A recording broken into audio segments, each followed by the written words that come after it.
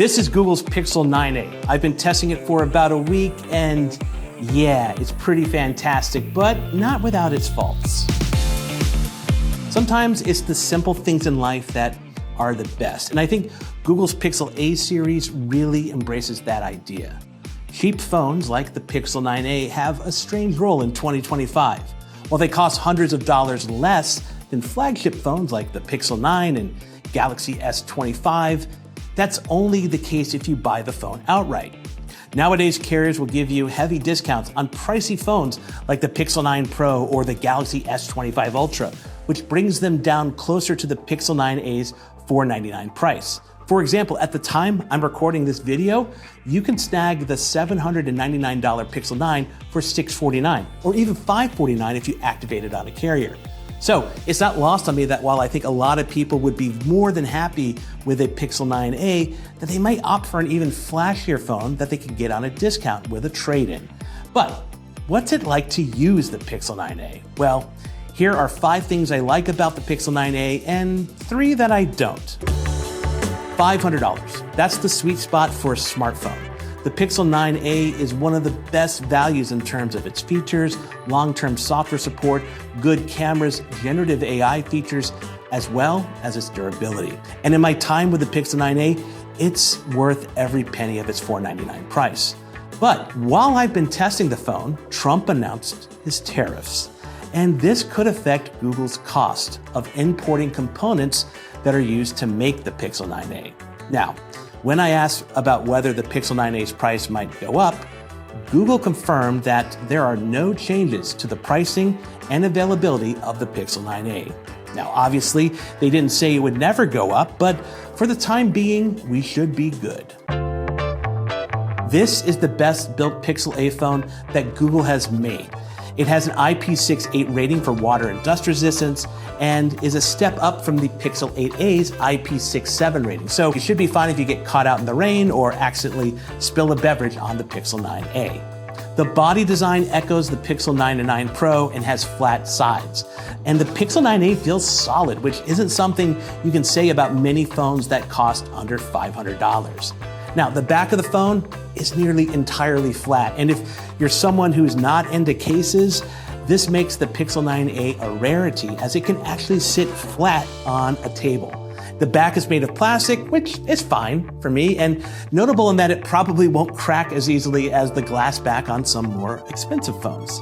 Now, the loaner unit that I've been testing is in the iris color, which has this lovely soft lavender and light purple hue to it, depending on the lighting. The screen is so nice. For years, the Pixel A series had screens that were serviceable at best, but the Pixel 9a has the same 6.3-inch display as the Pixel 9, and it's nice. It's nice for watching movies, scrolling news and social feeds, and playing games. While the screen is larger than the 6.1-inch one on the Pixel 8a, Google found a way to shrink the display's bezels without making the phone larger, though it is a skosh taller than the 8a. The screen is covered in Gorilla Glass 3, and after a week with the phone, it doesn't show any signs of wear or tear. The Pixel 9a's main camera is new and has a 48-megapixel sensor. The phone combines groups of 4 pixels for bright 12-megapixel images with less image noise. While the Pixel 8a had a 64-megapixel sensor and also used pixel binning, I don't notice a huge difference in photos between the two phones, especially taken outdoors. I also snapped some photos with Apple's $599 iPhone 16e to see how it compares against the two Pixel phones. While both Pixel phones took images with a cooler white balance, the iPhone's photos had a lot of contrast. Indoors though, the dynamic range is a bit better with the Pixel 9a, with better details in the shadows than those from the Pixel 8a, like in this photo of a black cat. But the iPhone 16e's photo of the same cat didn't have as much detail and texture in the cat's fur. Overall, I think the Pixel 9a's camera is pretty great for a $500 phone, and I think it'll do fine for most people. From the now playing feature on the lock screen that shows the song that's playing wherever you're at, like maybe in a coffee shop, to the macro mode on the camera, which is actually done with the main camera instead of the ultra wide like a lot of phones. The Pixel 9a is all about the little things. There are safety features, and in terms of charging, the Pixel 9a now supports 45-watt wired charging, which in our 30-minute test recharged the battery 46%. Compared to the 18-wire charging on the Pixel 8a, which recharged in the same time to only 30%. But probably the biggest little thing is the AI. And yeah, I made it this far into the video before talking about it. The Pixel 9a runs a few flavors of Gemini, including 2.0 Flash, Deep Research, Personalization, and 2.5 Pro. And with Gemini, along with other AI tools like Pixel Studio, I start to see the future of AI on phones and its potential. I mean, do I need to make an image of a cow flying over a car? Not yet in my life, but this looks uncanny and is a tremendous amount of fun, as is Google Live. Hi, I'm Gemini. We're about to go live. Using its different flavors for research or just being silly. And now let's talk about some of the things on the Pixel 9a that, well, I wish were better. It has the biggest battery on any Pixel phone, 5,100 milliamp hours, but it also has a bigger screen, a more powerful processor, and all that AI processing. So battery life was good and almost the same as last year's Pixel 8a. Typically, it got around a single day's use on a charge, and in CNET's 45-minute endurance battery drain test, the phone went from a full battery to 95% in 30 minutes. That is exactly the same as last year's Pixel 8a and better than the OnePlus 13 and Galaxy S25, but behind the iPhone 16e and OnePlus 13R, which only dropped 3% in the same test.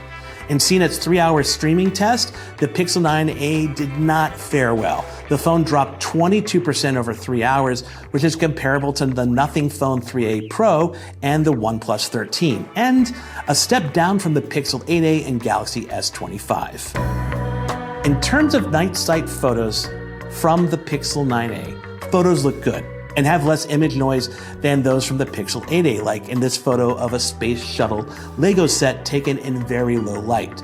But also I got images like this, a photo of a street at dusk where the street lights really make the iPhone's photo look orange. But notice the details in the telephone wires across the top. The iPhone captures them as continuous lines, whereas the Pixel 9a's image has them made up of like jagged little line segments.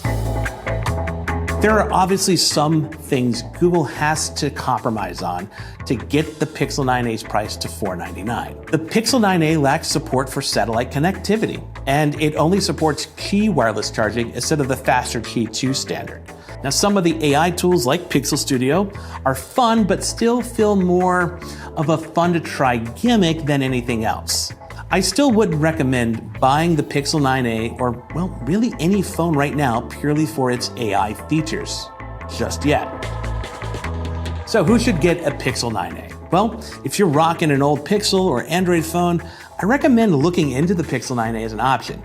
It's a fantastic phone for its price, and I also think this could be a really good phone for people coming from an old iPhone who want to get into the Android system and switch to all things Google. And I think the Pixel 9a could be great for someone's first phone, like maybe a teenager or an older adult who doesn't really care about having the absolute best cameras on a phone or the most cutting-edge features. And that's all I've got.